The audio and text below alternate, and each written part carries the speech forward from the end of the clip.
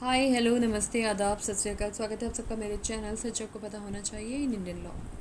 हम अकेलेपन की ही बात कर रहे थे और अगर ऐसी टाइम पे जब पेंडेमिक सिचुएशन चल रही है, अगर सपोज़ किसी की नौकरी भी चली जाए, सपोज़ किसी को कोई उसके घर से निकाल दे, सपोज़ कोई इंसान बिल्कुल अकेले रहने के लिए मजबूर हो जाए और उसके पास मदद के लिए कोई ना हो, क्योंकि शायद फ्रेंड्स भी ना हो और फाइनेंशियल हेल्प भी देने के लिए कोई ना हो, और कोविड हो जाए, तो ऐसे में इंसान क्या करे?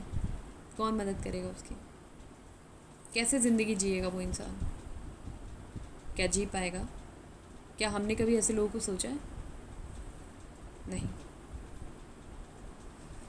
आप में से ही कितने सारे ऐसे लोग होंगे जो शायद अकेले रह रहे होंगे एंड दे अंडरस्टैंड कि अकेले रहना कितना मुश्किल होता है और वो कैसे सर्वाइव कर रहे हैं। सर्वाइवल से मेरा मतलब सिर्फ ये नहीं है कि वो फाइनेंशियल कंडीशन है। सर्वाइवल इन द सेंस वो पेन, वो लोनलीनेस, वो साथ में किसी का होना, वो बातें करते हुए किसी के साथ चलना, वो किसी के साथ अपने दुख और सुख को शेयर करना, वो किसी का साथ होना, उसके लिए इंतज़ार करना, या कभी कहीं बीमारी हो तो किसी के साथ से आप वहाँ तक जा सके, या आपकी कोई ऐसी कंडीशन हो जाए जहाँ शायद आपको किसी के साथ की ही ज़रूरत हो, वरना नहीं तो आप शायद डिप्रेशन का शिकार हो जाएंगे।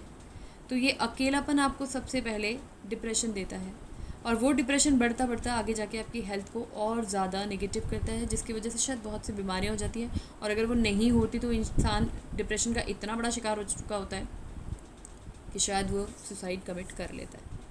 तो अकेलापन अपने आप में खुद से पैदा करी हुई बीमारी नहीं है। अकेलापन अपनों के दिए हुए अकेलेपन की बीमारी है, जिसमें कि जो इंसान अकेला रह जाता है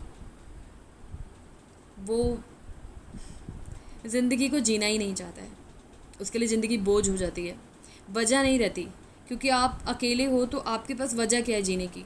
या तो वजह बच्चे होते हैं, या तो पेरेंट्स होते हैं, या वाइफ होती है, या हस्बैंड होता है, या फिर ज़िंदगी का कोई मकसद। अगर आप सक्सेसफुल भी हो गए, किसी एक लेवल पे भी पहुंच गए, इवन देन लोग अपने घर में किसी ना किसी को तब भी ऐसा रखते हैं जिसके साथ वो बातें शेयर कर सके, नहीं तो अपने ऐसे फ्रेंड्स बनाते हैं जिनके साथ वो बातें शेयर कर सके।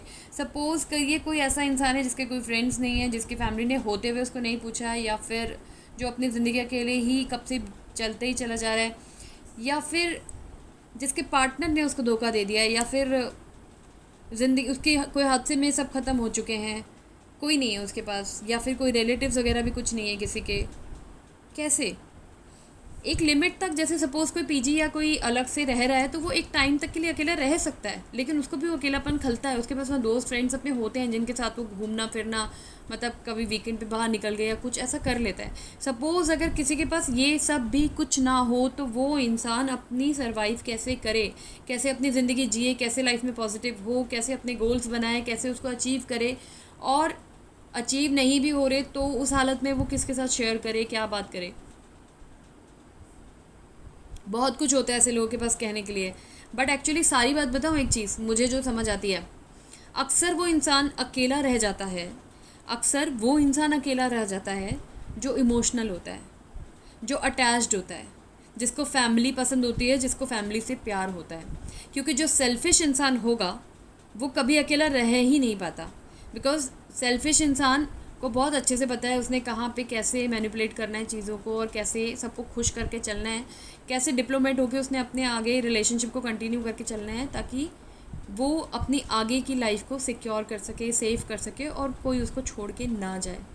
उससे भी बड़ी एक चीज़ है, आपने देखा होगा ज़्यादातर जितने लोग सेल्फिश होते हैं ना, वो हमेशा कुछ ऐसा करेंगे जिसमें उनका बेनिफिट होगा। अगर आपकी मदद भी कर रहे हैं ना, तो उसमें उनका फ़ायदा देखो, उनका फ़ायदा क्या हो रहा है।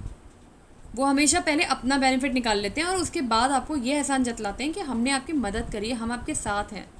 और जो इमोशनल बंदा होगा वो कभी बेनिफिट नहीं निकालेगा, वो बिल्कुल ब्लाइंडली आपके ऊपर ट्रस्ट करके जो आप बोलोगे वो मानेगा, चलेगा, करेगा, और अल्टीमेटली आप उन लोगों का ही शिकार, मतलब उसका इमोशनल जो नेचर है वही उसको अकेलापन दे देगा, बिकॉज वो इमोशनली अटैच है, सामने वाला उसके साथ सेल्फिश या उसके साथ प्रैक्टिकल खेल रहा है।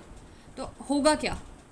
तो जो प्रैक्टिकल है वो अपना पहले से सब कुछ प्लान ABC करके बैठा हुआ है, एंड जो इमोशनल बंदा है वो उसके भरोसे बैठा हुआ है कि नहीं ये तो है, ये तो है। अल्टीमेटली वो ही इंसान उसको अकेला छोड़ देता है, और तब उसको रियलाइज़ होता है कि यार ये क्या हो गया, मैं तो इसके सहारे था, अब क्या होगा। समझ रहे हैं आप मेरी बात को?